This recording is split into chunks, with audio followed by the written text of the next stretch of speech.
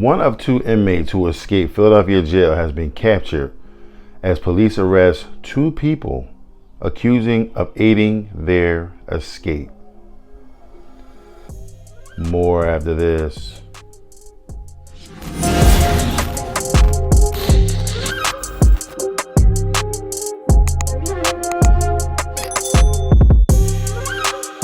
Hello everyone and welcome back to ABG's Point of View, where I give you my analysis on the most popular topics in the world today.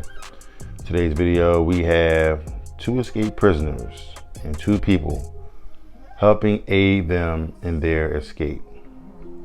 Before I dive into the details of the video, if you're new here, welcome. Welcome to ABG's Point of View. Do me a favor, hit that subscribe button.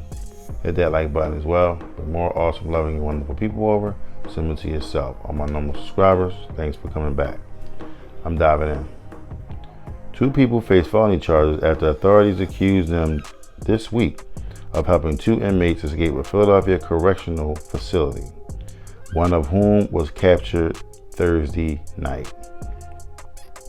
Philadelphia police arrested and charged Xianni Stalling on Wednesday with criminal conspiracy, escape, hindering apprehension, and criminal use of a communication facility. She was arraigned early on Thursday. A municipal court judge set her bail at $500,000. A public defender representing Stalling did not immediately respond for comment. Now on Friday, the police announced charges against a man already detained at the same detention facility as the escapees. Jose Flores-Huerta, age 35, who court records indicate is awaiting trial on murder and other charges, is now also accused of escape and criminal conspiracy. CNN has reached out to the attorney listed in court records for his previous case. Police did not show how Flores-Huerta allegedly aided Amin Hurst, age 18, and Nasir Grant, age 24, in their escape. The U.S. Marshal Service arrested Grant Thursday in Philadelphia neighborhood of Strawberry Mansion. Grant and Hurst broke out of the Philadelphia Industrial Correctional Center on Sunday night through a deliberately cut hole in the holding facility recreation yard fencing, according to the Philadelphia Department of Prisons.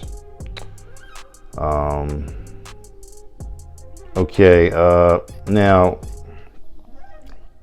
check this piece out. All right, the gentleman that actually was caught on Thursday night, he was dressed up as a Muslim woman in full garb. Where his number one flaw was, he may have gotten away with it, but his number one flaw was he continued to frequent those places that was already indicated on the police docket. They follow you, they watch you and all that kind of stuff. So they knew where he would like to go and where he, so they checked that place first. So then when they found out, oh, okay, he's frequent back and forth, you come out as a Muslim woman, we're going to check you out, take that off. We can't see you. You know what I'm saying? So the police were actually, they did what they needed to do. The gentleman that was captured was Nasir Grant. Hurst is still on the loose. Okay, so now that we have all the information that we need to actually break this down, let's start from the top. The two gentlemen, Amin and Nasir, they were out in front of a nail salon.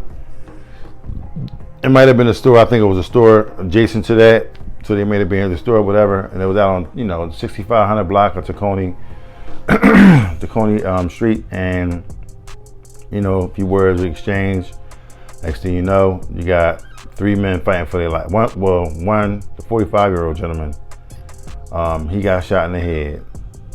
Okay, he died instantly. There was another gentleman that got shot in the stomach, in the abdomen or whatever. He ended up dying at the hospital. And there's another gentleman that got shot, 20-year-old. I believe he died as well, if I'm not mistaken. He was in critical condition. He might have, as of late, died. But this kid, he killed 3 bodies. Now, they get throw him in prison, you know what I'm saying, on related charges or whatever. The other young man, Nasir, was actually in prison for, gun charges, and drug charges. So, fast forward, they go to prison. They find a way to get out. They're in there for a little bit. They find a way to get out, okay? This is where, they got all the help from, the two people that I mentioned in the story. One by the name of, how you say her name? It's Xianni Stalling, okay? Xianni Stalling, she was the one that actually, was on the phone with them going back and forth. And, she actually, she may have given them some advice on how to do, the actual, the breakout, so give them some tips here, there, whatever, right? So, okay, the plan is in place. Now we got another gentleman, right? He goes out and he helps him, Jose Flores, Huerta, whatever. He's the lookout man. He's looking out, making sure nobody get caught. While you doing what you doing, I'm gonna keep on the lookout. If something jumping off, I'm gonna be like, give you the signal, let you know what I'm saying? We dip off and everything is all Gucci, you know what I'm saying? But, they end up doing what they need to do, squeeze through the gate, got up out of there, right? Now, the ironic thing is, they did all that. Nobody else followed behind them. Nobody else decided, hey, I wanna leave too. Everyone else stayed, ironically, right? I wonder why. I wonder why they all stayed when they had a hole in the gate, and they could have got out just like the rest of them got out. So they all worked together on them actually getting out of prison, right? Breakout and everything. To me, I'm thoroughly impressed. Impressed that people could work together. Young people can work together. Young black people can work together on one common goal to seal the deal. And not only did they do that, they actually executed and got it done. Now, the one gentleman, Nasir, he's, obviously he's gotten, back in custody. He was actually trying to disguise himself as a Muslim woman. And his downfall was he kept frequenting the places that he always would go. And that was one of the tips that the policeman had. And it kind of, you kind of tipped yourself to, this is where I'm going. Okay, they just sit back and watch him. They just waiting. Now, Amin, on the other hand, I think he might have got out of Dodge. He might have got himself a car. Was like, I'm out.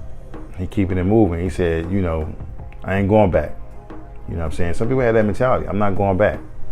That's, I understand that. But I wish before you even did all this, you should have had the mentality of, I'm not going in. Therefore, I'm not going to go do the goofy stuff to get me put in there. I understand we all facing challenges. I understand we all facing different things in our lives. That's going to kind of hold us back from time to time. But at the end of the day, you got to think about the long game. You can't think about the short game. You got to think about the long game. Yeah, your stomach hurting today, but it's not going to always hurt. You hungry today. You're not always going to be hungry, because what you can do is you can take the smarts that you have, because everybody got some smarts with them. They got some wit with them, and put it to good use. Anything can happen, when you put good out there, good gonna come back to you. It's gonna be matched. So I'm thoroughly impressed by how everyone worked together on this, but I'm just disappointed that it was on something like this and not something more constructive. It could have been something more constructive where, they could have helped each other out. Help their brother out. I know we all about getting money. Everybody want to get money. So let's come together with a game plan how to get this money. It's things that you can do in this world. And if everybody work together as a chain, you get it done. If white folks can do it, if Chinese folks can come over, Spanish people now, you see with the poppy stores and all that, you know what I mean, Chinese stores. I mean, if people can get together and just do what they got to do, you can come out on top. You know what I'm saying? You can just do, you know, all the necessary things that you need to do. But unfortunately, in the black community, we're all trying to outdo each other. We're at the bottom of the barrel, but we're always trying to outdo each other instead of helping each other out to propel ourselves to higher heights. You know what I'm saying? Where not only can we help ourselves out, but we can help other people out, including our family members as well. You know what I mean? But hopefully we can get past that one day and, you know, we can do the right thing, you know what I'm saying? And, you know, try to make it happen, you know what I'm saying? Just get back to Black Wall Street, you know what I'm saying? You know, it's like everyone working against us, including ourselves. But I feel like one day we will figure this thing out and we will move forward and everything will work itself out. But with that being said, if you like what you've heard, please don't hesitate to hit the subscribe button down below. Hit the like button as well to bring more awesome, loving, and wonderful people over, similar to yourself. On my normal subscribers, thanks for coming back. On my new subscribers, welcome. Welcome to AG's POV. Do me a favor, hit that like button. Head on over to TikTok, Instagram, and Twitter.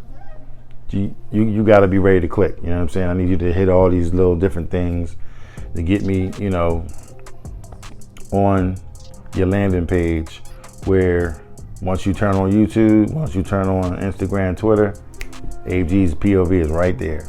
So I would definitely appreciate that. I'll be so humbled, you know what I'm saying, appreciative to you for doing such things, something like that. So, but with that being said, I'm going to move on.